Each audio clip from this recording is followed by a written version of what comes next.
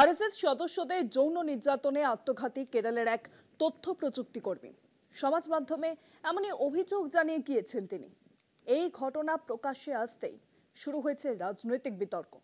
রাজ্যের সাংসদ কংগ্রেসের প্রিয়াঙ্কা গান্ধী ঘটনার তদন্তের দাবিতে সরব।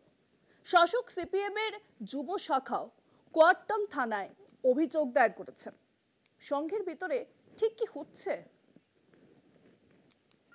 কেরলের কোট্টায়ামের বাসিন্দা তথ্য প্রযুক্তি কর্মী ২৬ বছর বয়সী আনন্দু আজিকে তিরুবনন্তপুরমের এক হোটেলে মৃত অবস্থায় পাওয়া যায়। গত বৃহস্পতিবার দেহ উদ্ধারের পরেই যুবকের সোশ্যাল মিডিয়া পোস্ট প্রকাশ্যে আসে, আর তাতেই শুরু হয়েছে গুরুতর বিতর্ক।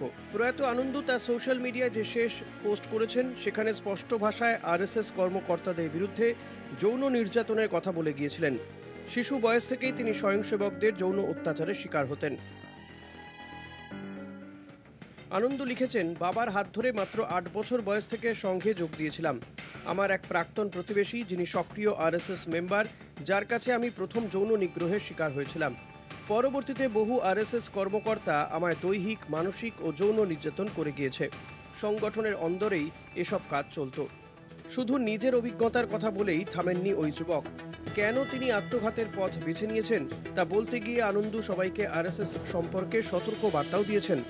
আনন্দ লিখেছেন, আমি একা নই, এর আগেও অনেকে সংঘের লালসার শিকার হয়েছেন।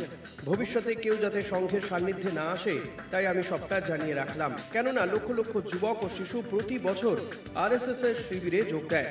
যারা ধর্মীয় সংগঠন যাতে আরএসএস এ বিভ্রান্ত না হয় সে ব্যাপারে সজাগ করে গেলাম। আনন্দুর দেহ উদ্ধারের পর পুলিশ অস্বাভাবিক মৃত্যুর মামলা দায়ের করেছে। রাজ্যের শাসক বাম মোর্চা ও বিরোধী কংগ্রেস আনন্দুর ওই পোস্টের ভিত্তিতে আরএসএস এর কর্মকাণ্ড নিয়ে তদন্ত দাবি করেছে। রাজ্যের সাংসদ প্রিয়াঙ্কা গান্ধী বলেন, স্বাধীনভাবে তদন্তে আরএসএস এর সহায়তা করা উচিত। সিপিএম এর যুব শাখা ডিওয়াইএফআই কোয়াট্টাম থানায় আরএসএস এর নাম জড়িয়ে আনন্দুর মৃত্যুর তদন্ত দাবি করে চিঠি দেন। সংগঠনের রাজ্য সম্পাদক VK সানুজ ওই মৃত্যুর জন্য সংঘের কর্মকর্তাদের দায়ী করেছেন। কলকাতা টিভি।